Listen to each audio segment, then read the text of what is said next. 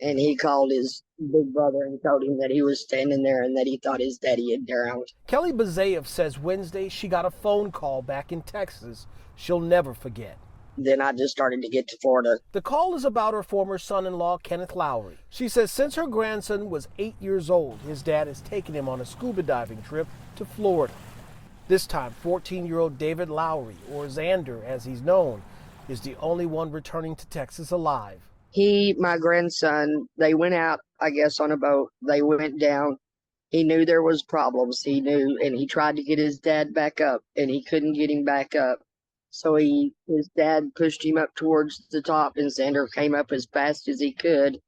And when he came up, he looked back, and his dad wasn't there. Authorities say the Republic 4 dive charter out of the Jupiter Dive Center took the father and son on a dive tour around 9 that morning. By 9:50, both divers went into the water.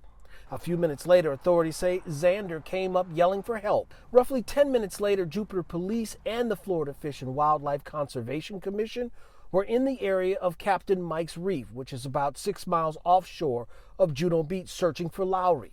Following an extensive search, Lowry's body was discovered in the ocean. I spoke to one of the owners of the Republic 4 dive charter by phone. He told me he didn't have anything to say about yesterday's dive or the death of Lowry.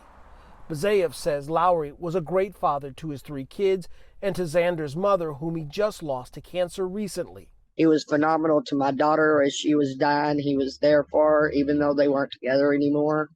I mean, he was just that type of man. Bazayev says the death of Xander's father means her grandson has lost both of his parents within the span of 3 weeks.